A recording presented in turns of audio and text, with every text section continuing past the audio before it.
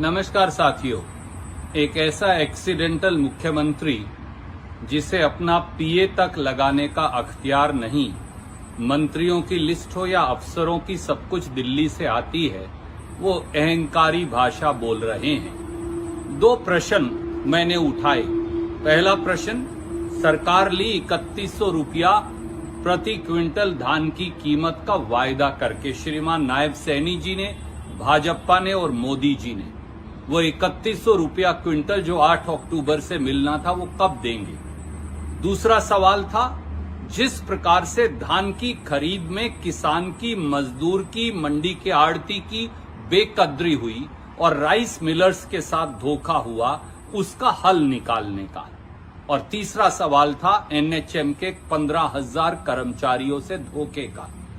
जैसे ही इन बातों का जवाब नहीं तो वो उल जलूल भाषा बोलकर दलित समाज का अपमान भी कर रहे हैं और अहंकारी टिप्पणी मुझ पर भी कर रहे हैं। मुझे तो फक्र है हरियाणा के डूम समाज पर।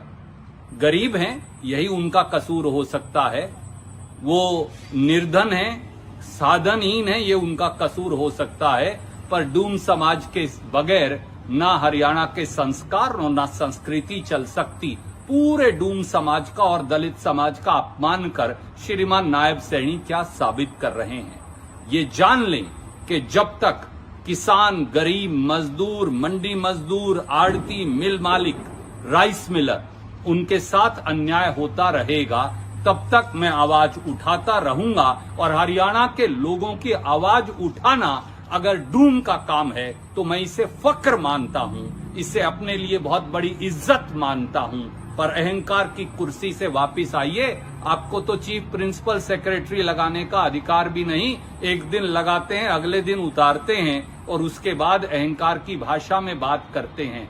चुनाव जीता है पर लोगों के प्रति जवाबदेही खत्म नहीं हुई। श्रीमान नायब सैनी जवाब मांगते रहेंगे, ये हमारा कर्तव्य है। कि मुझे ऐसा लगता है कि उनको कांग्रेस का इतिहास याद आ गया, सुरजेवाला जी को। आप सबने देखी होगी, एक फिल्म है एक्सीडेंटल प्राइम मिनिस्टर, और ये मनमोहन सिंह जी के बारे में है।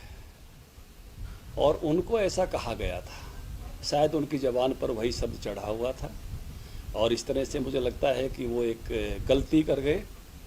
उन्होंने नायब जी पे कहते कहते कांग्रेस पर ही एक तरह से उन्होंने कथन कर दिया है। नायब सिंह जी तो मैं कहूँगा कि एक चुने हुए मुख्यमंत्री, और पूरे प्रदेश के 2024 के चुनाव में हर विधानसभा में जाकर जनसभा करके और अपने ऊपर जनादेश लेने वाले मुख्यमंत्री के रूप में।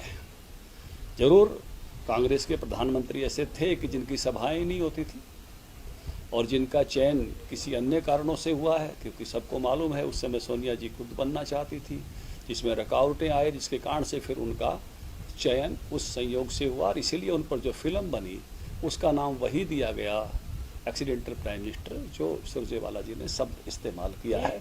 तो मुझे लगता है कि वो अपने पर ही ले गए और उनको शायद कांग्रेस का इतिहास अपना जिया है, वो हृदय में तो जमा ही हुआ है। इसलिए मुझे लगता है कि वो उन्होंने अपने पर ही एक तरह से वार कर लिया है। और नायब सिंह जी जन आदेश के द्वारा, हरियाणा के जन आदेश के द्वारा चुने गए, जनता के समर्थन के द्वारा, और उसके बाद विधायकों के समर्थन के द्वारा खुद उनके ही नाम पर चुने गए शानदार मुख्यमंत्री। देखिए, वो वीडियो मैंने देखा तो उसमें एक तो मैं कहूँगा कि सुरजेवाला जी अपने बचाव के लिए जाति सूचक संज्ञा में घुस गए। हालांकि जो लोगों ने कहा, नायब सिंह जी ने तो कहा नहीं, केवल उच्चारित किया जो नीचे से लोग कह रहे थे। वो कार्य सूचक की संज्ञा भी हमारे यहाँ होती है। तो ये हमेशा है, जिस प्रकार से कांग्रेस का गुणगान गाने का काम करते रहते हैं, चाहे वो गुण हो चाहे ना हो, तो वो कार्य सूचक संज्ञा में उनको कहने का काम किया। नायब सिंह जी ने इस प्रकार के किसी शब्द का इस्तेमाल किया नहीं, ना वो इस प्रकार के शब्दों का इस्तेमाल करते हैं। हाँ, नीचे से जो लोग कह रहे थे उन्होंने उसी शब्द को केवल उच्चारित किया, और इसलिए, और वो भी कर्म सूचक है, मैंने कहा कार्य सूचक संज्ञा है। वो अपने बचाव के लिए वो जो है इसको जाति सूचक संज्ञा की तरफ ले जाने का प्रयास कर रहे हैं सुरजेवाला जी। लेकिन सब समझते हैं लोग कि कौन सी बात किस रूप में कही गई है, और खुद मुख्यमंत्री जी के द्वारा ऐसा कोई शब्द अपना उनका मौलिक शब्द नहीं है, केवल नीचे से लोग बोल रहे थे, वही एक तरह से उच्चारित थे। नहीं, मुझे लगता नहीं कि उन्होंने कोई इस तरह की बात कही कि जिसको आप ये कहोगे। जैसे हम हर प्रकार के लोग अलग अलग प्रकार के काम करते हैं।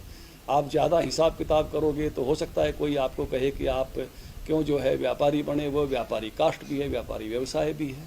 आप कोई ज़्यादा खेती विषय का बात करने लगोगे तो शायद कोई कहने लगे कि क्यों आज तो बड़े किसान बने हुए हो। वो उसमें किसान में कुछ जाति वर्ग भी आते हैं, एक वर्ग भी है। आप ज़्यादा ज्योतिष वगैरह की और की बात करने लगोगे, मुहूर्त की, तो शायद कोई कहे कि क्यों जो है ब्राह्मण बने हुए हो। वो एक वर्ग भी है और एक जाति भी है। तो लोगों ने भी जो कहा वो उनको जाति उसमें नहीं कहा, उनको कार्यसूचक में उसमें कहा, कार्यसूचक संज्ञा में कहा।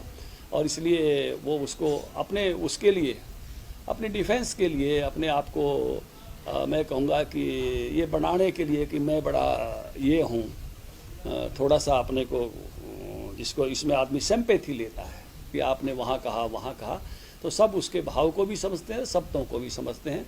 और इसलिए उनके भाव भी वहाँ बिल्कुल स्पष्ट हैं, कोई ऐसे भाव नहीं है, ना उन्होंने उस प्रकार से कहा है। और उन्होंने केवल उच्चारित कहा है, कोई मौलिक शब्द उनका नहीं है। और इसलिए इस प्रकार की उसमें वो अपने बचाव के लिए